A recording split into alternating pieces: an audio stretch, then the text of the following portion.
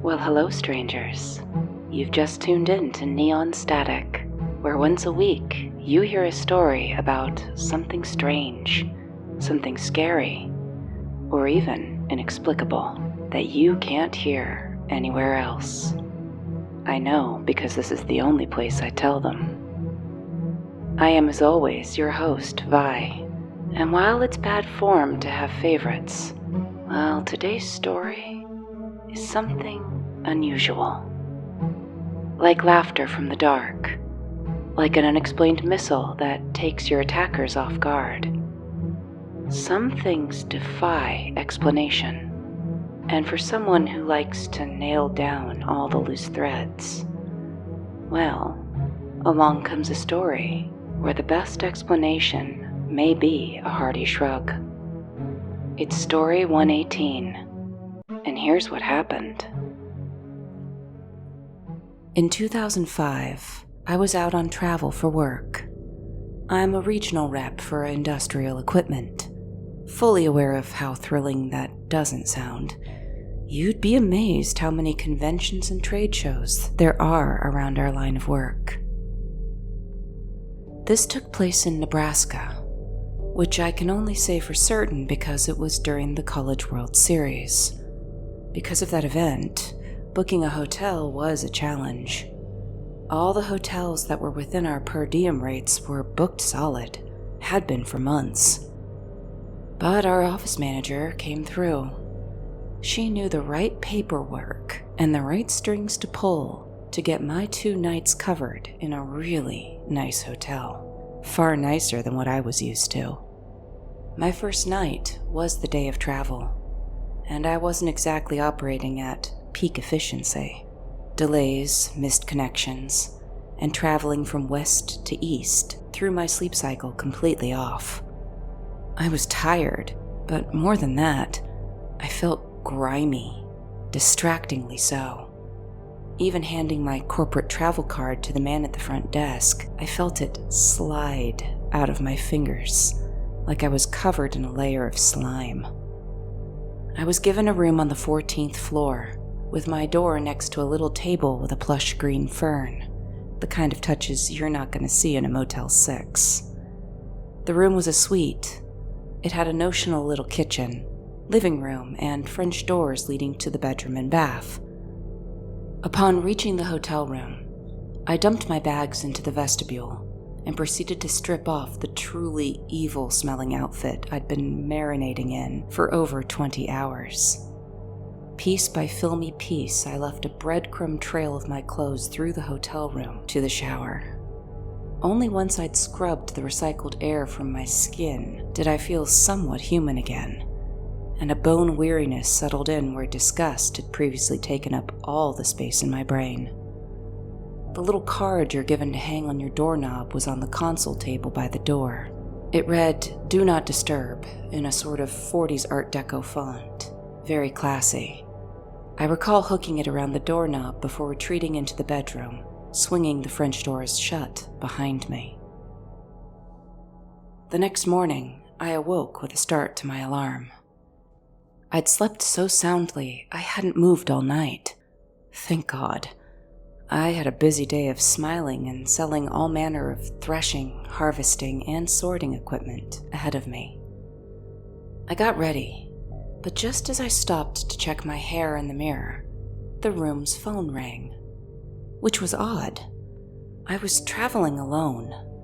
I had no husband or close partner, nor family member who was aware of my trip, and the hour was too early for anyone from the home office to be calling me. I stooped over and picked up the phone, hearing what I think I recognized as the man from the front desk the night before. He was calling to check in and make sure I had everything I needed. He mentioned towels, toiletries, that sort of thing. I forced a giggle, trying to set myself at ease. This was a far nicer hotel than I was used to. This just had to be part of the way they did things, making guests feel waited upon to a near servile state. I told him the room was great, no complaints, and I'd had a great rest. I heard him chuckle, saying that was great to hear. He mentioned that they normally stopped by with a complimentary gift, just a fruit plate, a token really, but from the sign on the door, I wasn't to be disturbed, so my room was skipped. He offered that they could deliver it that day during housekeeping. I looked around the room. The trail of my clothes was a little embarrassing. I didn't really want anyone seeing it, and I felt a bit uneasy at having to give an okay over the phone to this man, but worse about having to explain it. I had to imagine hoteliers were used to all manner of things, and maybe a little dirty laundry wouldn't be as big a deal as I was making it out to be. So I told him that would be great, then rung off and got on with the rest of my day. The convention was in a hotel, but not the hotel I was staying at, so I was out all day. By the time I finally wrested myself away from the chummy camaraderie of the other sales reps and store buyers, mostly big, hardy men who always seemed to get a kick out of seeing the few female reps get tipsy at a hotel bar, well, it was near 10 at night. The jet lag was starting to dog at my heels again. When I'd ridden the elevator up to my room, the 14th floor and near the top of the building, I was swaying a bit in my heels. Not wanting to twist an ankle this close to the finish line, I walked very slowly, very purposefully, to my suite. Then stopped. The little sign, the do not disturb sign, wasn't on the door anymore. Odd. But then again, I'd verbally okayed housekeeping to come through that morning, hadn't I? Something about a fruit plate. Well, maybe they'd taken it off when they'd come through. So, I put my fluttering nerves to rest and shoved my keycard into the lock and walked in. My little trail of clothing was indeed gone, and looking about, I saw a small folded pile of it on the ottoman by the sofa. Full laundry service. So this is how the other half lives, I thought. And sure enough, the little plate of fruit, dried fruit, apricots, and things like that, was left on the small kitchen counter. I smiled, kicking off my heels and sinking into the carpet before padding over to the French doors, where I paused again. Then I laughed out loud.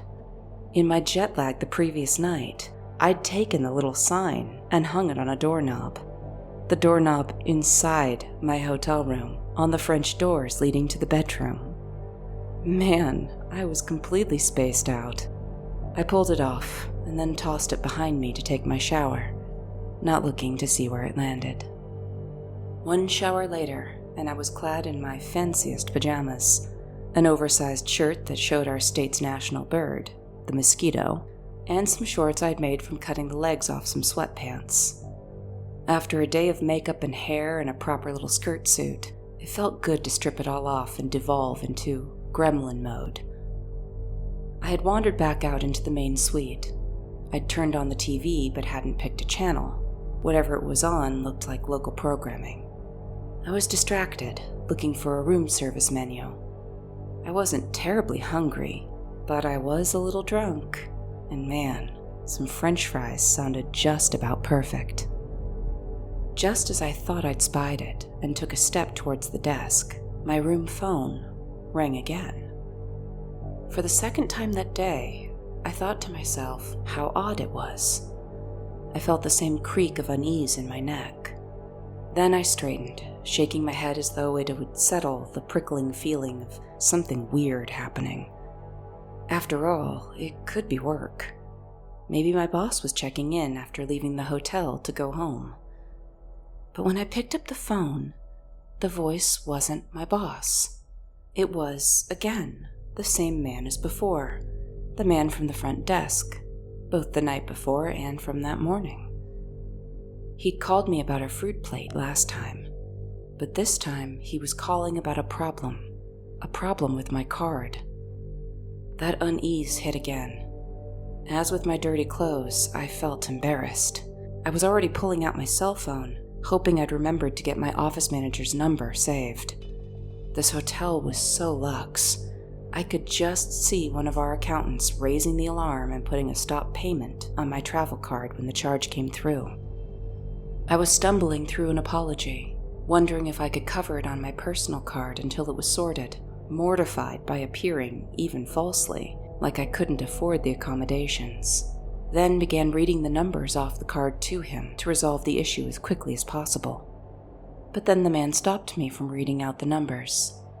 He told me he was sure it was just the magnetic strip, and then he laughed and said, "Our machines, well, they recently replaced them, and these new ones have an issue with non-chip cards. You know how it goes. State-of-the-art machines that somehow can't do 90% of what the old ones could. I wonder if I could trouble you to just bring your card back down so we can rerun it. I'm certain that will fix the issue." I looked down at my pajamas and then sighed. It was too nice of a hotel for me to go slopping around in this getup. I said sure, I'd be right down, and then started looking around for something decent to wear, finally settling on the skirt suit I'd just discarded. I had just pulled on my blouse again when, from behind me, I heard a man's voice clearly say, "Angelica, no." I froze. I turned my head, and my eyes found the glowing flat-screen TV. The show was some sort of talk show. On the raised dais, a man sat across from a woman who was now laughing and gesticulating, telling a story. The man spoke again, now saying in that same deep voice, "Surely you didn't think." And then the lady in the studio audience's laughter splashed over the rest of whatever he was trying to say. I watched it for a few moments longer. From what I could see, the setup was that the man, the host I was guessing, was playing the deadpan straight man to her more exuberant joking. He only interrupted to sigh or quip. Slowly, the tension that had leapt into my throat loosened. I was just tired. Hearing a sound as unexpected as a man's voice in my room, on top of my alarm at the whole card situation, well, that explained my nerves. It was understandable that it had given me a start. After all, my name is Angelica. I pocketed my phone. I'd have to get back to the office manager later. I was already minutes past having told the man at the front desk I'd be right down, and I stumbled back out into the hallway, pulling the door behind me until I heard the muted click of the lock engage.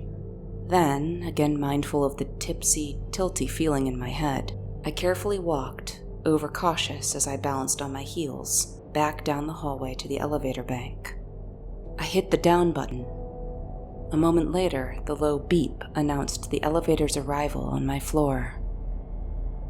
I stepped inside and hit G for ground floor. But the elevator didn't go down. It went up, stopping on the 15th and top floor of the building. The penthouse. The doors slid open, and a moment later, a man entered.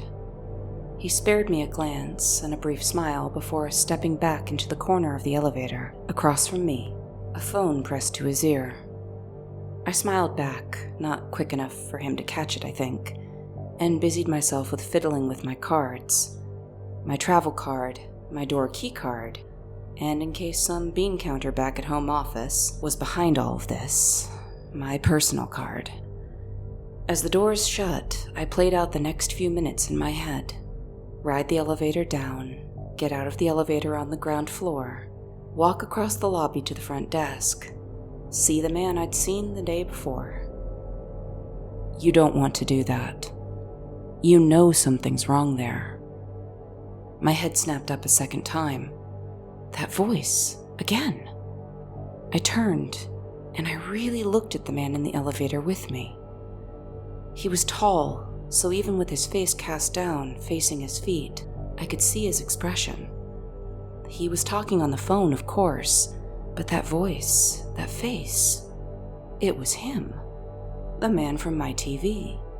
No suit this time, and his hair wasn't coiffed and was now longer, obscuring his eyes more. But it was absolutely him. The Angelica No man. And for the second time that night, here he was, interrupting me, almost echoing the feelings that I was pushing down. Because there had been a feeling, hadn't there, this whole trip, that something was off. Something was wrong somehow. From the travel trip from hell to the near mindless jet lag I'd had, I'd been traveling for years and I'd never been hit with it like this before. To the exhaustion that I'd put a do not disturb sign on an interior door. Wait. The elevator had barely begun to descend. Without thinking, my hand slashed out, jamming the 14th floor button. The car slowed, then beeped, the doors sliding open on my floor. I had no idea, no plan, but all at once I felt clear-headed and alert, and suddenly very certain that going down to the lobby was a mistake. The guttest of gut instincts. I stepped out of the elevator without glancing back, then kicked off my heels and walked out from the little elevator lobby, bare feet on the carpet be damned. I was just turning the corner to the hallway that led to my room, and again, I froze, just as I had before. What was that, 3 different times? A lot of déjà vu in this place, I thought. But this time, it wasn't for a missing placard on my door, and it wasn't for a voice that I recognized. It was because, down the hallway, I had just caught sight of someone, a man, entering a room. The room next to the little table with the fern plant. My room. That feeling from before began to burn like I'd eaten something rotten, nearly making me puke. My hands tightened, one hand holding my heels, the other my cards, as I stared down the hallway, willing my bile to sink back down into my throat. The door slowly swung closed, the muted click echoing down the long hallway to me. Like it had been a starting pistol, I turned right back around and called out, "Hold the elevator!" I saw a hand, the same man's hand, the one that hadn't been holding a phone to his ear, Mr. Local Celebrity himself, swing out from the elevator car I'd just exited, halting the closing doors in their tracks before the hand withdrew. I strode to it, already switching the cards in my hand for my cell phone, and then turned and walked into the elevator. That was empty. The Local Celebrity, Mr. Angelica, no. He was gone. I rode all the way back down to the lobby. The least surprising thing was that the front desk was deserted. There was a bar attached to the lobby. I walked right up to the man who was stationed at a little pulpit near the front, some sort of maitre d' situation. He smiled pleasantly at me, but that smile slipped right off his face when I told him I needed him to call the police. "Ma'am?" he said, and I told him, "Someone's in my room." He faltered, then looked to the front desk before I interrupted his thoughts. "He's the one in there. Please, I need the police." The maitre d' must have called more than just the police, though. When they arrived, so did a team of other hotel workers, as well as a couple of men in suits. The hotel staff escorted the police up to the elevator bank, and while the remaining officer and I were ushered from the lobby to the ground floor offices, we were tailed by the men in suits. The police officer took my statement. The men in suits, who were older and I guess somehow attached to the hotel, stood by listening intently. I found myself watching their faces as I told what had happened, and when the officer asked, "What made you get off the elevator on your floor?" I watched them just as intently as I responded. "The do not disturb sign. The front desk man mentioned it. Said it was why I didn't get a fruit plate." Confusion on their faces, so I continued. I had been so tired, I'd put the sign on my bedroom door, inside the suite. How could he have known about it if he hadn't been inside? And there it was. I saw the pale realization hit them, just like it had hit me. I didn't see the front desk man again. Not surprising. The hotel would see to it that, as scary as it all was, and as evil the intentions that the front desk clerk had, this was still a luxury hotel. They wouldn't let him be let out in cuffs, paraded as an embarrassment to their hotel. They quickly assured me that the stay was comped, and as it was unlikely I'd wish to stay in the same room, they briefly shared a glance when they said that. They insisted that I be upgraded free of charge. They led me to the front desk, and then again shared their deepest resolve that the matter would be investigated. All that we take this very seriously pageantry that we're used to on Twitter anymore. Lots of regret without any real apology. I was left tired. The buzz from my night burned clear through with all the adrenaline and fear. I turned to the new front desk clerk, a woman, which had to be intentional. She smiled quickly with only slightly widened eyes, letting on that she, too, was floored by the night's revelations. And yet, there was still one left to come. She handed me a thick, gold-colored card and smiled, telling me to enjoy the penthouse. I paused and looked at her. The penthouse? The 15th floor? She smiled again, taking my comment for surprise at their generosity, but I shook my head, thinking of Mr. Local Celebrity. I'm sorry, but isn't it already taken? She blinked, and then gestured to her computer. No, ma'am. There's no one staying on the 15th floor. Hasn't been all week.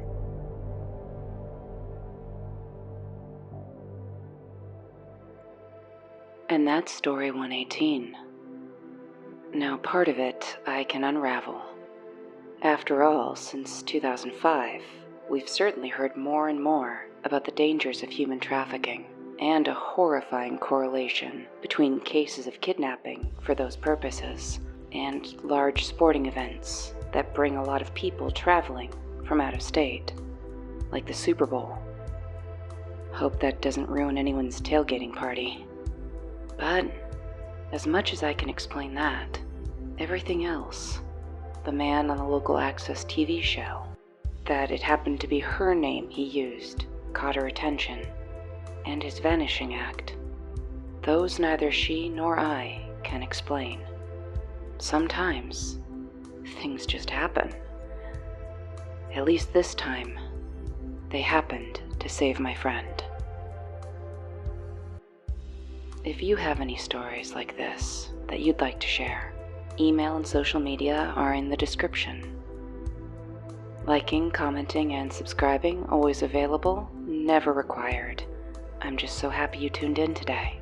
And until next week, I do hope you take care, strangers.